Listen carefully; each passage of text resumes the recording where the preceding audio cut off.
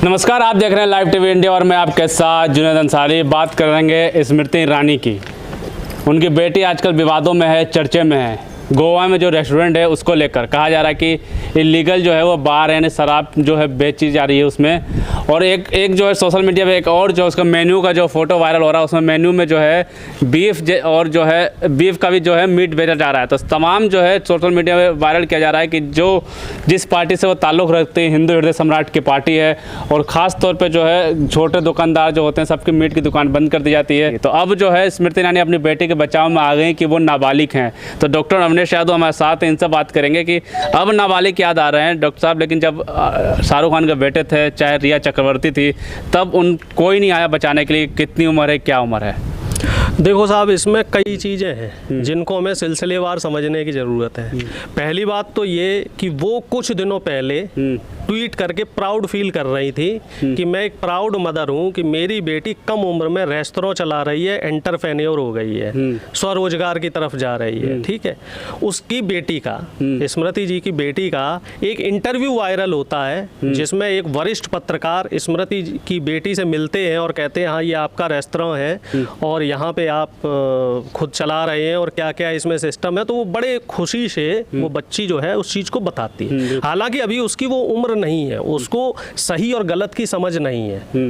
कोई भी बच्चा होता है 16 साल, 18 साल, 20 साल, 21 साल तक का, तो उसको नहीं मालूम होता है कि क्या सही है क्या गलत है। ये जिम्मेदारी बनती है माता पिता की। तो माता पिता ने अगर उन्हें रेस्टोरेंट बनवा के दिया है, वहाँ पे बीफ का आप बता रहे हैं, बीफ यूज हो रहा है और वहाँ पे और भी जो मांसाहार के और भी जो है वो भी यूज हो रहे हैं, वहाँ शराब यूज हो रही है क्योंकि वो बाकायदा बार है।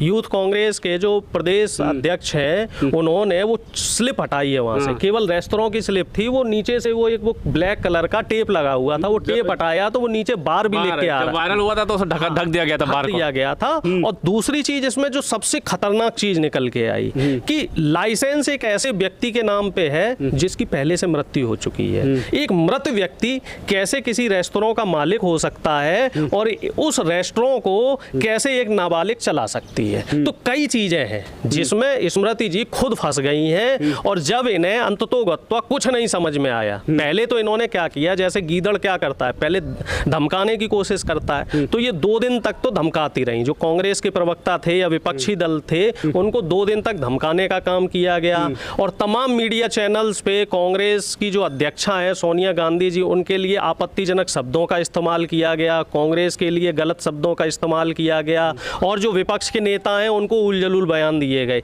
लेकिन विपक्ष के नेता भी इस बार अड़े रहे और उसका नतीजा ये है कि अब स्मृति जी पूरी तरीके से बैकफुट पे आ चुकी हैं और ये कह रही हैं कि मेरी बेटी को छोड़ दिया जाए क्योंकि वो नाबालिग है। तो अब प्रश्न ये उठता है कि अगर वो नाबालिग है तो आप 4 महीने और 6 महीने पहले क्यों ट्वीट कर रही थी, क्यों उसका इंटरव्यू दिलवा रही थी, क्यों उसको आप कह रही थी कि मैं एक प्राउड मदर हूं कि मेरी बेटी एंटरप्रेन्योर है और इतनी कम उम्र में वो रेस्टोरेंट चला रही है। तो ये चीजें जो है वो काफी पेचीदा हो चुकी हैं और जो इस तरह का चरित्र है ये सिर्फ स्मृति ईरानी जी का नहीं है, ये बीजेपी के जितने भी बड़े नेता हैं, जितने भी सांसद हैं, विधायक हैं और जो मंत्री हैं, अगर खंगालेंगे, रिपोर्ट निकाल के देखी जाएगी तो तमाम नेता, विधायक, सांसदों के पुत्र इसी तरह की गतिविधियों में आपको लिप्त मिलेंगे। हिंदुत्व का इन्होंने आडंबर ओढ़ रखा है, आपसे कहते रहेंगे भाई बीफ ना खाओ, मांस ना चलो, मदिरा नहीं होनी चाहिए, सावन का महीना चल रहा है। आम जनता के लिए और गरीबों के लिए तो ये चीज़ बंद कर दी गई। लेकिन गुजरात चले जाओ, ईस्ट में चले जाओ आप और इधर साउथ में चले जाओ तो वहाँ बीजेपी शासित जितने भी प्रदेश हैं सब जगह धड़ल्ले से मांस बेच रहा है। क्या वहाँ पे शंकर भगवान नहीं है? क्या वहाँ के लिए सावन का महीना नहीं है? एक तरफ आप उत्तर भारत में मांसाहार के लिए और गौकसी के लिए मना करते हैं और वहीं संगीत सोम का अपना खुद का जो है एक बूचड़ खाना चल रहा है, रजिस्टर्ड बूचड़ खाना, ऐसा भी नहीं कि चोरी छुपे चला रहे हो, सरकार से उसे मान्यता है। और दूसरी बात, आप ही जैसे किसी साथी ने, शायद हमारी आपसे चर्चा हो रही थी तब ये जानकारी मिली थी कि जो हलाल मीट है, अभी पीछे हलाल पे भी कुछ चर्चाएं चली थी, काफी हुआ भारत में। हाँ। तो हलाल मीट की अगर एक्सपोर्ट की बात की जाए तो हमारा देश शायद दूसरे नंबर पे है। और जो एक्सपोर्टर्स हैं हलाल मीट को एक्सपोर्ट करने वाले, तो आप जान के बड़े भौचक्के हो जाएंगे कि उसमें से कोई भी बड़ा एक्सपोर्टर मुस्लिम नहीं है। उसमें जितने भी एक्सपोर्टर हैं उनमें 90% एक्सपोर्टर ब्राह्मण है और 90% एक्सपोर्टरों के जो प्रत्यक्ष या परोक्ष, यानी कि आप या तो डायरेक्ट कह लो या इनडायरेक्ट, उनके तार बीजेपी और आरएसएस से जुड़े हुए हैं। तो आप खुद इस पूरी जो पिक्चर है, पूरी जो ये पटकथा लिखी जा रही है, इस पटकथा को पूरी अच्छी तरीके से समझ सकते हैं कि माजरा क्या अच्छा, है। मीट की बात करेंगे आपने, तो एक जो भारत सरकार का जो अधिकारी कह रहे हैं, तो बांग्लादेश में जाके रिक्वेस्ट कर रहा है बांग्लादेश सरकार की, एक ट्वीट किया असुद्दीन अवैसी ने, ट्वीट किया है। और भी जो खबर आज तक भी एक खबर है, आज तक की खबर के अनुसार, तो वो कह रहे हैं कि हमारे एक्सपोर्ट अब चालू कर दीजिए, हम गोश्त देने के लिए, मतलब मीट देने के लिए तैयार हैं। वहीं बात करें तो पूरे उत्तर प्रदेश के, पूरे भारत में इस टाइम 1 महीने के लिए मीट बंद कर दिया गरीबों का। देखो, गरीबों को तो ये मारने के प्लान में है। इन्होंने पूरी तैयारी कर ली है कि अब इस देश में गरीब हो, मजदूर हो, किसान हो, उसे ये जीने नहीं देंगे। उसको ये बंधुआ मजदूर बना के रखेंगे। जैसे पहले 2 साल पहले, 2000 साल पहले जमींदारी प्रथा चलती थी कि दिन भर मजदूरी कराई जाती थी और सुबह शाम 2-2 रोटियां दे दी जाती थी। ठीक है, गुलामी करने से जो मना करता था उसे सूली पे चढ़वा दिया जाता था। तो ये वही सामंतवादी जो नीति है वो धीरे धीरे हमारे देश में लाना चाह रहे हैं। जो भी नियम कानून लगाएंगे वो गरीबों मजदूरों पे लगाएंगे। साहब, लेबर लॉ पे अब बात क्यों नहीं हो रही? अब तो कोविड सब खत्म हो गया है, सारी प्रक्रियाएं चलने लगी हैं, कावड़ यात्रा भी हो गई, रमजान का पावन महीना भी निकल गया, सब चीजें हो गई। तो अब लेबर लॉ पे भी चर्चा कर लो, फिर से श्रम कानून लगाओ। जो मजदूरों की मजदूरी चली गई है तो उनके लिए भी कोई बात करो। कोर्ट को आदेश दो, लेबर कोर्ट को, कि वो केस सुने, सुनवाई हो और इन लोगों को फिर से बहाल किया जाए। अब कोविड ठीक हो गया है, अंबानी जी ने बिल गेट्स को भी पीछे छोड़ दिया, 4थे नंबर के रईस हो गए। इसका मतलब अडानी जी अब 4थे नंबर के रईस हो गए, बिल गेट्स को पीछे छोड़ दिया। तो अब इसका मतलब क्या हुआ? हमारे देश में पैसा है। पैसा है तो प्रधानमंत्री जी क्यों झूठ बोल रहे हैं कि हमारे पास पैसा नहीं है, हम सरकारी नौकरी नहीं दे सकते? 1.5 करोड़ से ज्यादा जो सरकारी पद खाली हैं तो उनको भी भरने का काम करो ना भाई। हिंदू मुस्लिम में जनता को आप क्यों परेशान कर रहे हो? क्यों जनता को हिंदू मुस्लिम में उलझाए हुए? महाराज, उनको नौकरी दो। जो बच्चे में लगे ना, हिंदू मजबूत इधर उधर भटक रहे हैं रोजगार के चक्कर में, 4 साल 5 साल में रोजगार के लिए तरस रहे हैं, तो उन बच्चों को रोजगार निर्भर के लिए तो योजना निकाले ना, आत्मनिर्भर बनिए। आत्मनिर्भर अगर आप बन रहे हो तो सबको आत्मनिर्भर बनाओ। अपने सरकार के जो लोग हैं, अडानी अंबानी जैसे जो लोग हैं, इनको आपने आत्मनिर्भर क्यों नहीं बनाया?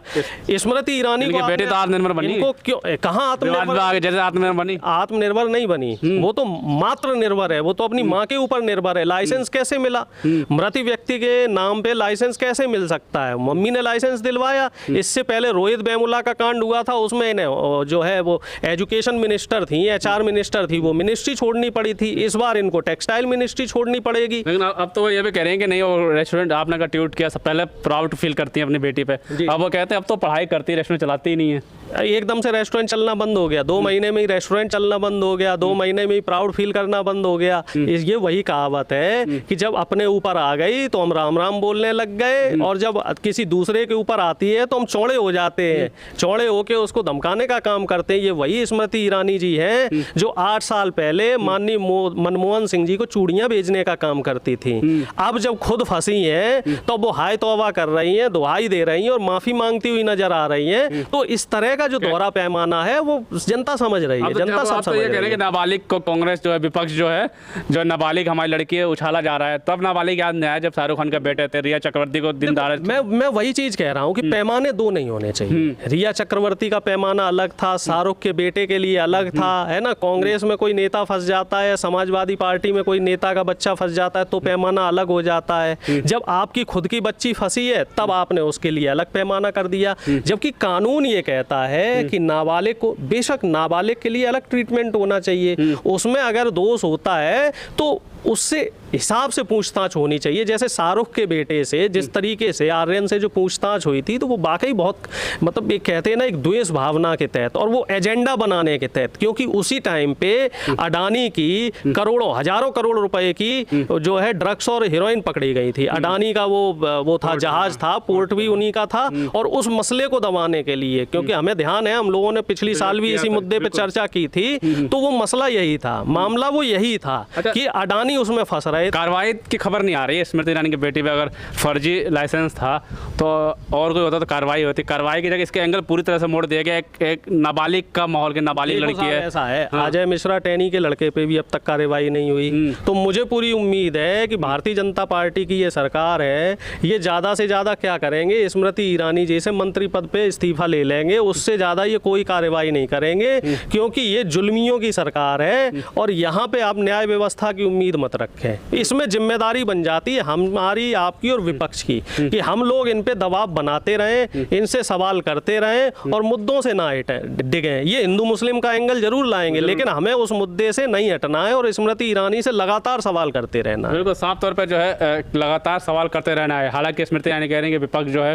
एक नाबालिग लड़के को फालतू में फंसा रहा है, उसके नाम को उछाला जा रहा है, खराब किया जा रहा है, एक जो है देश में अलग माहौल की तरह मोड़ा जा रहा है। लेकिन अब